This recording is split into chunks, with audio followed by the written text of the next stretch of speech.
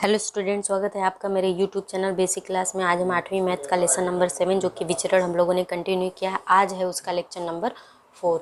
तो फ्रेंड्स, आज हम लेक्चर नंबर 4 में प्रैक्टिस सेट 7.2 सॉल्व करेंगे। इसके पहले वाले वीडियो में हमने क्या किया था, इसी जो है इसका जो एग्जाम्पल्स जो किए थे उसको सॉल्व किए थे।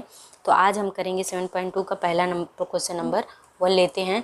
तो देखिए यहाँ पे बुक में क्या दिया हुआ है। बुक में दिया हुआ है कि किसी कार्य को पूरा करने के लिए लगाए गए मजदूरों की संख्या और कार्य को पूरा होने में लगने वाले दिनों की जानकारी निम्नलिखित सारणी में दी गई है। तो हमें सारणी पूर्ण करना है। मजदूरों की संख्या और दिन, मान लीजिए मजदूरों की संख्या क्या है, n है, और दिन को हमने डे स्मॉल डी यानी डे में इंडिकेट किया है। तो हमें पता है कि इन दोनों के बीच क्या अप्रत्यक्ष विचरण है। तो n इज क्या हो जाएगा, n is inversely proportional 1/d। तो चलिए हम क्या करते हैं, प्रश्नानुसार लिख लिए कि मजदूरों की संख्या क्या हो जाएगी, बराबर क्या हो गई, n हो गया, और दिन बराबर कितना हो गया, d हो गया। ठीक है, तो हमें पता है n इज इनवर्सल 1/d है। ठीक है, तो इसको और सिंप्लीफाई करेंगे तो n is equal to k/d होगा, जो कि इसलिए n गुणे d बराबर k हो जाएगा। तो ये हमारा सूत्र हमें प्राप्त हो गया, जहाँ k बराबर विचरण का स्थिरांक है या अचरांक है, विचरण का अचरांक। ठीक है, ये हमारा हो गया। अब हम क्या करेंगे, यहाँ पे दिया है n बराबर कितना दिया हुआ है, n बराबर पहले कॉलम में 30 और d बराबर कितना दिया है 6। तो हम क्या करेंगे, k का मान ज्ञात करेंगे। तो n गुणे d बराबर k, तो n गुणे 30 गुणे 6 बराबर k, तो 3 6 18 180 बराबर k। मतलब k का मान कितना हो गया, 180 क्या हो जाएगा, विचरण का अचरांक। ठीक है फ्रेंड, विचरण का अचरांक हमने प्राप्त कर लिया, यानी कि 130। इस सवाल में हर जगह 180 के का मान होगा। तो इसी तरह दूसरे में भी यही होगा। तो हम तीसरे पे आते हैं, जो हमें सारणी में फिल करना है। यहाँ पे n का मान पूछ रहा है, d का मान 12 दिया हुआ है, हमें पता है k बराबर 180 होता है। ठीक है फ्रेंड, तो n गुणे d बराबर k, हम इस सूत्र से क्या करेंगे, n का मान प्राप्त करना है, गुणे d बराबर 12 बराबर 180। ठीक है फ्रेंड, तो हम क्या करेंगे, इसको सिंप्लीफाई करेंगे तो n बराबर क्या हो जाएगा, 180/12। ठीक है फ्रेंड, क्या करेंगे, 180/12 करेंगे तो 12 3 3 चौक 12, 3 छक 18, 3 दूनी 6, 3 दूनी क्या हो जाएगा, 3 दूनी 6 और 3 चौक 12, यहाँ 4 हो जाएगा, सॉरी। तो फिर यहाँ पे 2 दूनी 4 और 2 तियाँ 36 हो जाएगा, 2 15, मतलब कि n बराबर कितना हो जाएगा, 15 हो जाएगा। ठीक है फ्रेंड, तो ये हम यहाँ पे कितना फिल करेंगे बुक में, पहले कॉलम में जो यहाँ पे मजदूरों की संख्या क्या हो जाएगी, 15 हो जाएगी। ठीक है, इसके बाद मजदूरों की संख्या n है, n बराबर कितना दिया, 10, और d बराबर हमसे पूछ रहा है। तो क्या हो जाए, k बराबर n इंटू डी। ठीक है, तो k का मान हमें पता है 180 और n का मान दिया है 10, गुणे d का मान हमें ज्ञात करना है। तो d बराबर 180 बटा क्या हो जाएगा, 10 हो जाएगा। तो 0 0 से कैंसिल, तो d का मान कितना आ जाएगा, d का मान हमें प्राप्त हो जाएगा जो कि 18 के बराबर होगा, 18 हो जाएगा। ठीक है फ्रेंड, आई होप आपको ये समझ में हो गया होगा। अब हम आते हैं अगला जो दिया हुआ है, d बराबर, यहाँ पे क्या दिया है, d बराबर 36 और n बराबर पूछ रहा है। तो आप k का मान दिया हुआ है 180, हमने सॉल्व किया है। तो आप इसको होमवर्क है, आप सॉल्व करके मुझे कमेंट बॉक्स में लिखिए कि हम क्या n का वैल्यू कितनी आएगी। तो आई होप आप ज़रूर सॉल्व करेंगे। आते हैं हम प्रॉब्लम नंबर 2 पर। दूसरा problem question number 2। Question number प्रत्येक उदाहरण में दिया हुआ है, प्रत्येक उदाहरण में विचरण के अचरांक ज्ञात कीजिए तथा विचरण के समीकरण लिखिए। तो चलिए हम इस सारे उदाहरण का विचरण का क्या करेंगे, अचरांक ज्ञात करेंगे और उसका समीकरण लिखेंगे। तो पहला दिया हुआ है p, दूसरे में पहला इज इनवर्सली प्रोपोर्शनल 1/q। तो p बराबर क्या दिया हुआ है, 15, और q बराबर कितना दिया हुआ है, 4। ये सवाल से हमें पता है। तो हम क्या करेंगे, पहले इसका समीकरण ज्ञात करेंगे। हमें पता है p बराबर k बटा क्या हो जाएगा, q होगा, ठीक है फ्रेंड। तो P इंटू क्यू बराबर क्या हो जाएगा, K होगा। सवाल से क्या है, प्रश्नानुसार 15 गुणे 4, P का मान 15 है और Q का मान 4 है, तो 4 बराबर K, तो 60, 15 चौका 60 होता है, तो K बराबर क्या हो जाएगा, 60 हो जाएगा। जो क्या है, विचरण का स्थिरांक हो जाएगा, विचरण का स्थिरांक या अचरांक। स्थिरांक अचरांक मतलब एक ही होता है। और हमारा समीकरण क्या हो जाएगा, P गुणे Q बराबर 60 हो जाएगा। ठीक है फ्रेंड, ये हमारा पहला सवाल हो गया। दूसरे पे आते हैं, मतलब दूसरे के दूसरे पर दिया हुआ है कि Z is inversely proportional to 1/W। तो हमें पता है, जबकि दिया हुआ है Z बराबर 2.5, ठीक है फ्रेंड, और W बराबर 24, ठीक है फ्रेंड। तो हम क्या करेंगे, पहले हल करेंगे जब, तो कैसे करेंगे, Z is equal to K/W हो जाएगा, W, और यहाँ पे K बराबर हमें पता है विचरण का स्थिरांक है, तो क्या हो जाएगा, Z इंटू डब्ल्यू, इसलिए Z इंटू डब्ल्यू बराबर K हो जाएगा। ये तो हमारा क्या होगा, फॉर्मूला हो गया। हमें Z की वैल्यू 2.5 दी हुई है, W का मान 24 दिया हुआ है, और K का मान हम ज्ञात कर लेंगे। तो जब हम 2.5 गुणे 24 करेंगे तो हमें कितना प्राप्त होगा, K का मान 60 प्राप्त होगा। इसके पहले वाले सवाल में भी 60 आया था, इसलिए कन्फ्यूज मत होइएगा। 24 गुणे 2.5 करके देखिए 60 ही आएगा।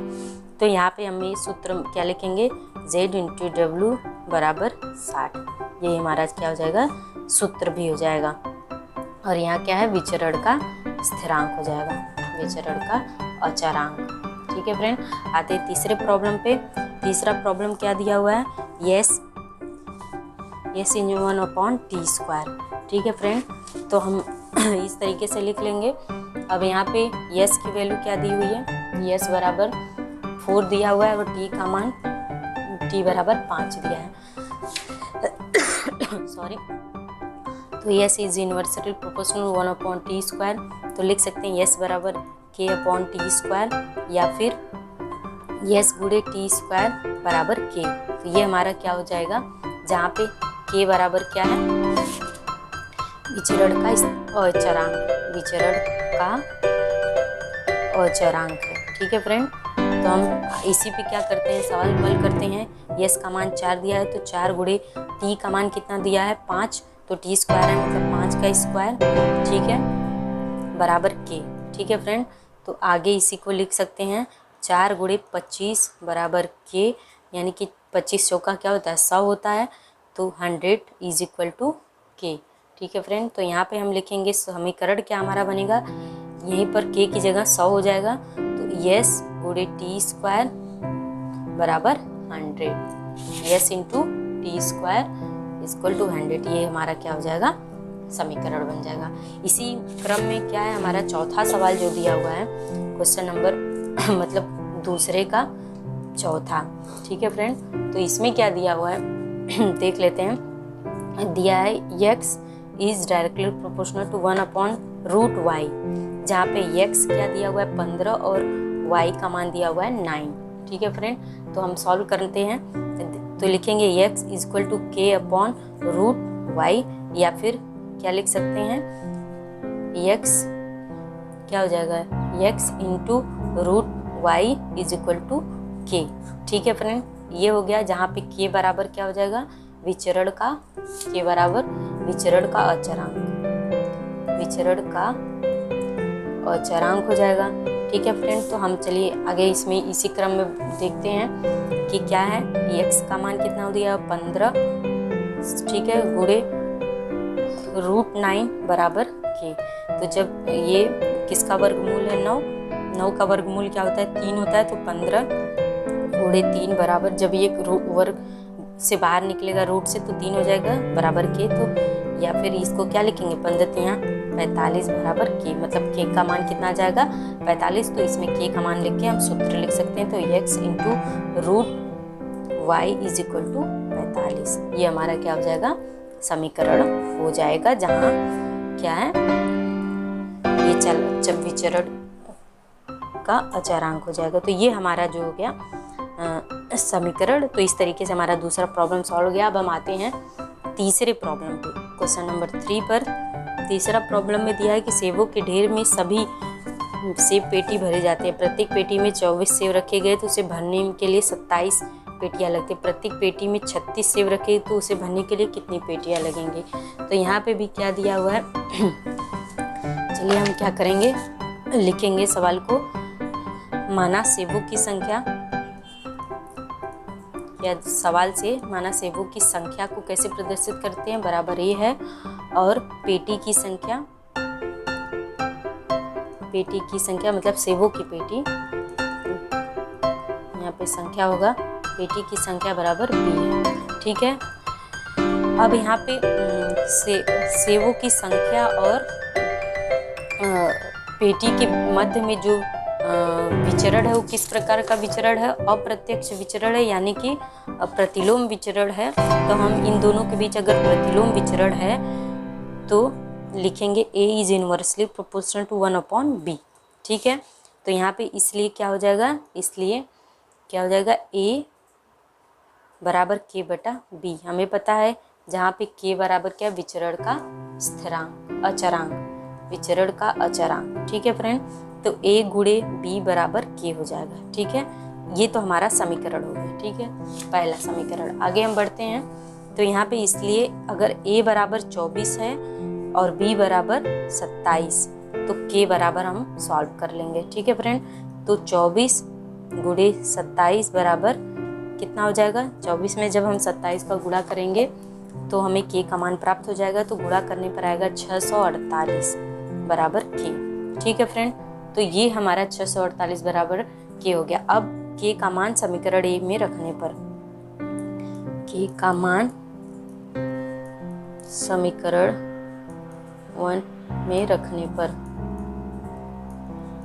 ठीक है, तो A गुणे B बराबर कितना हो जाएगा, 648। ठीक है, अब इसी में दूसरा सवाल पूछ रहा है कि यदि प्रत्येक पेटी में 36 सेब रखेगी, यानी कि सेबों की संख्या क्या हो जाए, अब क्या हो जाए, सेबों की संख्या, सेबों की संख्या A बराबर क्या हो जाए, A बराबर 36 हो जाए। तो पेटी की संख्या पूछ रहा है, पेटी की संख्या B बराबर कितना होगा। K का मान हमें पता है 648 होता है, वो आपको दिख रहा होगा। हम इसी में आगे लाइन खींचकर आपको समझा दे रहे हैं। तो यहाँ पे क्या हो गया, अब इसी सूत्र से A गुणे B बराबर 648 हो गया सूत्र से। तो A का मान 36 दिया है, B का मान हमें प्राप्त करना है और 648। ठीक है फ्रेंड, तो B बराबर हो जाएगा 648/36। ठीक है, तो हम जब इसको सरल करेंगे तो B बराबर क्या हो जाएगा, 18, 36 में 18 भाग देंगे तो 18 आए। तो यहाँ पे B का मान कितना आ जाएगा, 18 पेटियाँ लगेंगी। ठीक है फ्रेंड, तो ये इसका आंसर हो जाएगा। तो आई होप आपको ये समझ में आ गया होगा। अब हम बढ़ते हैं अगले प्रॉब्लम पे, प्रॉब्लम नंबर 4। यहाँ पे बुक को टर्न करते हैं, कुछ क्या दिया हुआ है, क्वेश्चन नंबर 4 में दिया हुआ है कि नीचे दिए गए कथन के विचरण का चिन्ह उपयोग करके लिखिए। जैसा कि पहले सवाल में दिया हुआ था तो वैसा इसमें भी दिया। ध्वनि की तरंग दैर्घ्य की लंबाई क्या दिया हुआ है, ध्वनि की तरंग दैर्घ्य, यहाँ बुक में मैं देख लीजिए। ध्वनि की तरंग दैर्घ्य की लंबाई L और बारंबारता F में प्रतिलोम विचरण, तो L इज इनवर्सली 1/f। ठीक है, ये हो गया। दिए के प्रकाश की तीव्रता I और दिए के पर्दे की दूरी D के वर्ग में प्रतिलोम विचरण, तो I 1/d का वर्ग स्क्वायर हो गया। तो ये इसका आंसर हो जाएगा। आई होप आपको ये समझ में आ गया होगा। अब हम आते हैं क्वेश्चन नंबर 5 पे। 4 तो हमने सॉल्व कर लिया, तो 5वें पे आते हैं कि दिया हुआ है x is inversely proportional 1/√y। x बराबर अगर 40 हो और y बराबर 16, तो हमें पहले क्या करना है, पहले x और y का मान, तो x इक्वल टू K/√16